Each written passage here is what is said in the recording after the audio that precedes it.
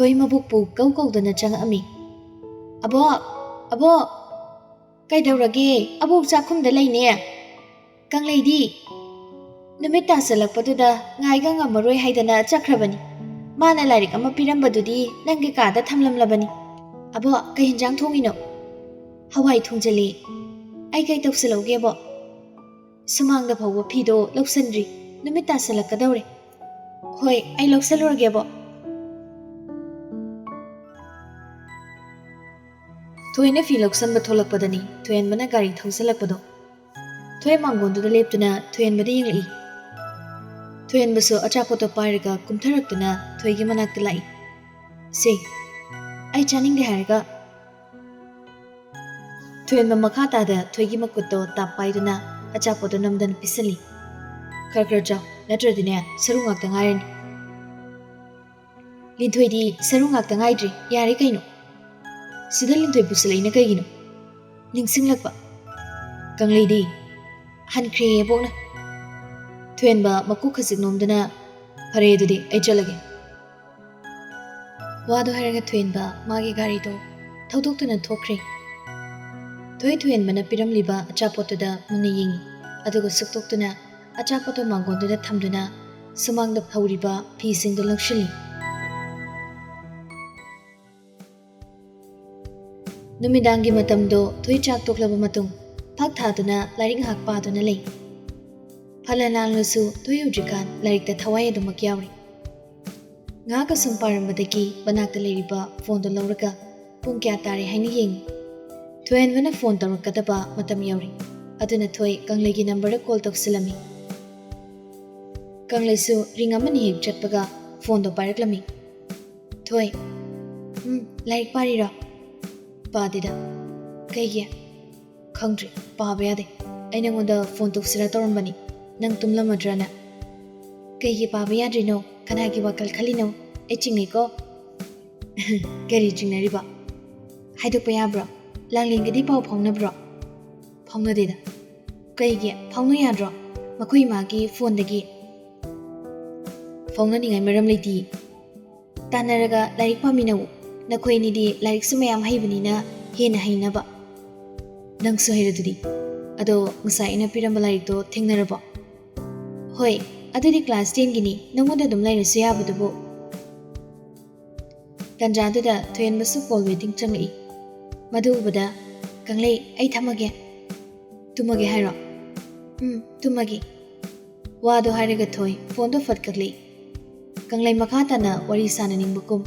Ipen penjaramdi Thoina thamkibado. Somda Thoyan baso phone do aduma khana toksala ami.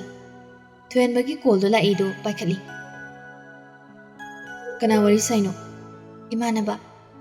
Kana kangligara. Nati anu imanabani. Anu kana. Tamaya ai tumagi. Tumningi thamagi ko. Wado haraga Thoi phone do phatkai. Somda Thoyan ba maithong sukna phone do yingi. Wari sabu kamda nangdi masi angangsi. Kana warjana wari saiduna. Thoyan ba phone do amukhana tawsansira haina khali. Adubu tumage hairambana amukhana tawsaluba ngamdi. Thoyan ba linthoigi message sama leirudui. Adubu ma message to halamdi. Phone do lock tawsanduna tumba themna bu honakre. Mathangi numitni Langlinga Thoiga do school karaklami. Makoina school manung changlakpada makoigi manaka changlaktuna Thoida chi machit ama pirami. Thoingakna nupadu yingli. Langlina kaino sibo. Tu adagi nupasina nangona piyoi. Kaigi khangdi dudi chi sida paragi yengu. Thoiga Langlin gana yenglakpada 12 ki mangona he yengba nupadu oirami. Nupado Chido namdana pisalamuga jakre. Thoi chido hangduktuna karino haidana yengi.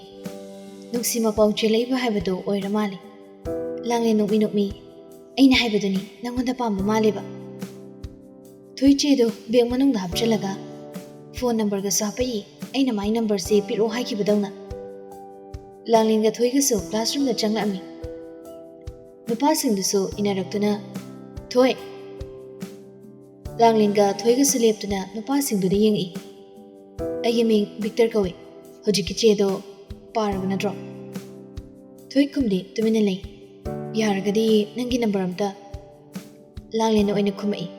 Madi phone paidabani. Nangi natraso yungi number ama hekta yai. Sumchamna paw phaunasi. Langlena chithi supiraga ichamchamna wari sadoiba. Thoi langlengi makutta paiduna changasilao. Anido classroom da changsankre. Nupasingdo classroom dadi changsalakti.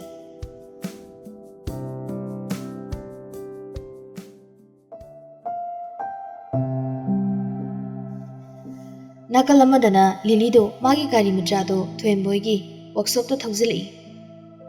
Marang nupi thoi lebra haidana haifitso mamituni ying. Muthina ibema gari semlera. Hoi kaka gari gi brake se nungaitaba sise haifete yingbiu. Hoi aduda ngaktang phamu. Hoi kaka Lili thariba chair da phami.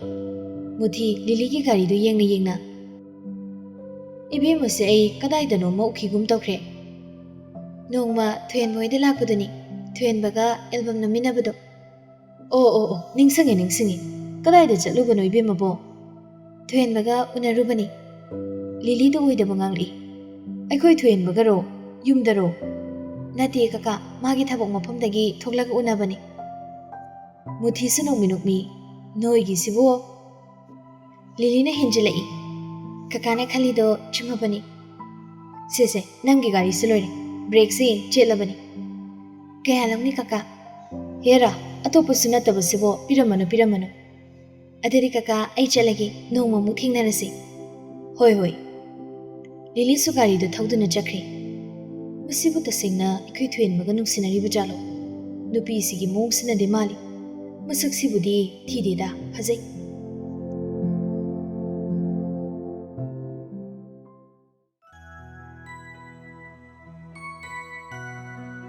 Matamana hokibana punsi khongchatsu hokiba chatkiba khanghaudi. Nongmunini ki matamsi khanghaudi jara haujinkibana hali. Nongmunini si thoi numidangda Thoenbagi call phajana pairamde. Pairabasu wa phau ngangba nangdringai thoina tumage haina mang thadune ekta thamki. Tawriba mongsida Thoenbasu karino khangda khoirang khoisaunabana lori. Kari haraga saurudono haibasu khangdi.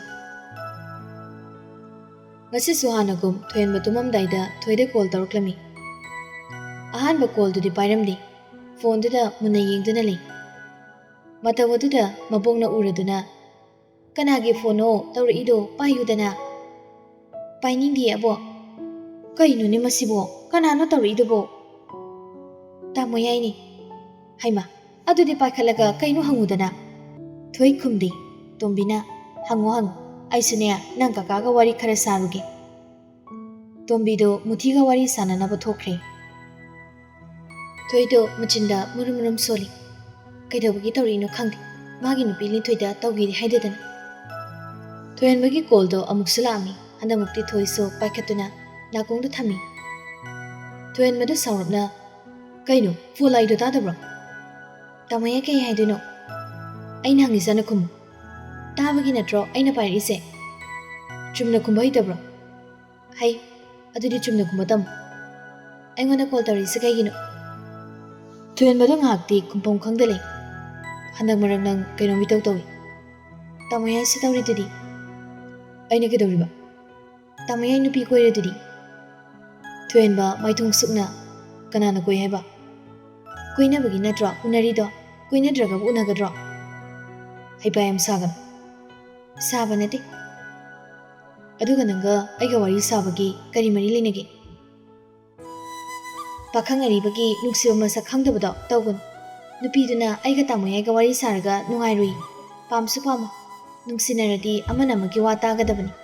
Amanamabu haiba inagadaba. Yam khangkibagi waro. Nuksibagi matangda. Ha, chahi sudana. Chahi sudarso nuksibagi matangdi khangdabam talayramoy. Mayamdagi nangna khari henba mali.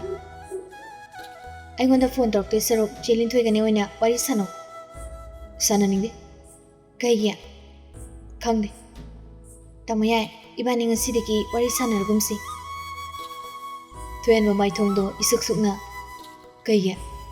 Sananingai maram silaitana. Maram leitrusu nahankei adum sanaridudi. Nahankei hojikti linthoi lerbanina yaro. Thoi musida linthoi ga mari leinade. Thoi su khumlai. Tamoyane luhungaso ibani wari adum saba yagadro. Tamoyaibu aigi manabiro nupi sunatana.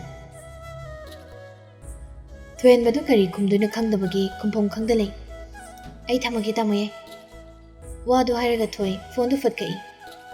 Thoen mamagi thamoigi mihuldo mathung maram khangdana chungli. Aduga mamituna phone du muni yengduna li. Thoi su tofong khangda mana kakthatlaba phone duda muni yengduna li. Maasu haifum tofong khangdi. Tanjadu da thoi magi phone do ring khingli. Thoen boira boiningi aduga natti. Number du save tawdi. Number anouba mani.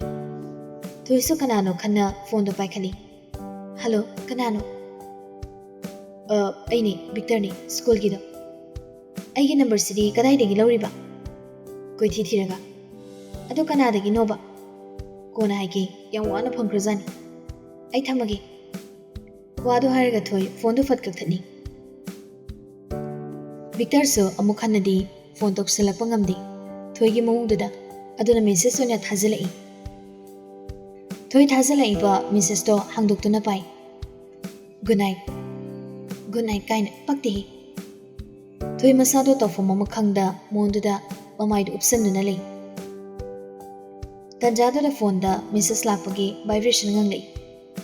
Thoi handakti kanano haini yengi langleni mamagi number dagi thari. Thoi hayengdi Sunday nina aikhoida singju chasi. Thoi so message tugi reply hali. Hoi chasi. Masidi ai kanglaiga message thanai. Kai wari sanagi. Hayeng singju chabada libiragi. Thoi su hoi haina message to hali. Langlen makata na message thari. Tumabo. Tumdri da nangdi tumabo. Aisu tumdri aikoi tamoyai ga tibi yengi.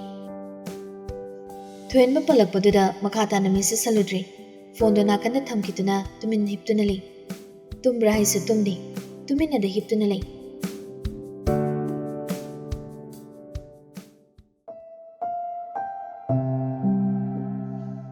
Mathangi numitni nungthilgi pung ama tarakpa matam adwaiduni.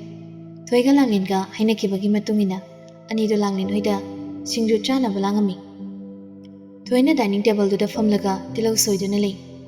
Langlena thoi tilau do isurake ngari se nangno ina lawro ai lawba haiteba. Hoi. Langlena tilau do ina kumna soi aduga thoina ngari do lawrami. Tilau senataba adai kai haptuino.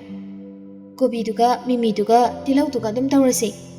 Ngari se sikhaina yaranina. Aidi khangdi. Langlen sigumbagi maramda kaimta haiti. Ihazarasanida. Chandaduda thoyen busu mathaklomdagi kumthari. Masu ngasidi Sunday oibana thabak chatlamdi. Sofa duda phamduna lei. Aikoi umorok to hegluge ai. Wado haraga langlen do chakhumdagi thoglei. Machanupi ubada Langlen kaida chatlino. Tamoyai umorok hegluge tawbani. Umorok ti kedogdoiba. Singju chanaba. Thoi bani singju chadoini.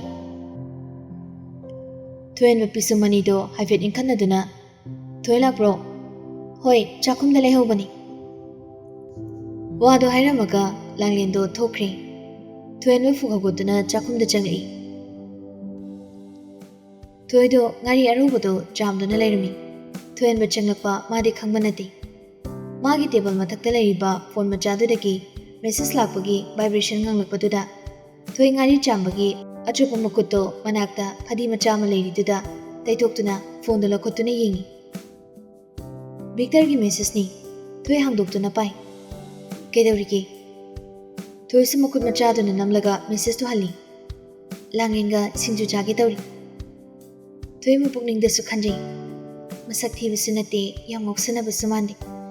Message hanbasi kaisu kaideda. Matomda khanjabani inkhalakpa matam go ibaga. Thoyen bachangsalakduna thoigi makutagi phone do munduna lauki.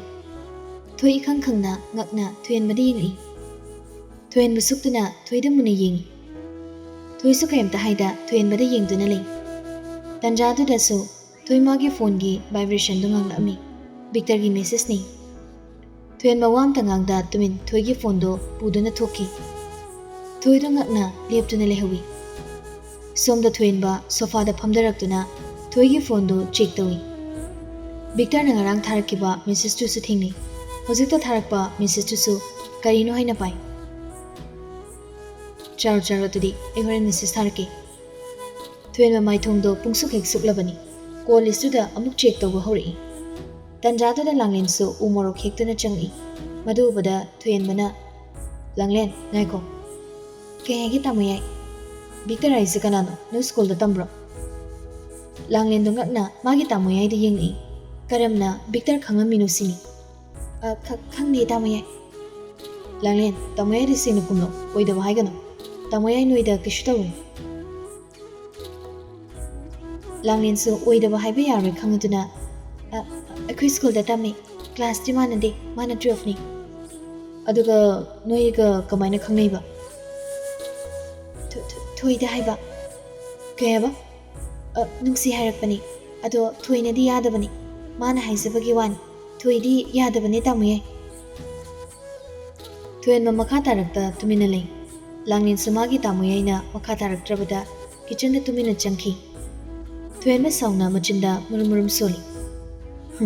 Nungai ni ngangam.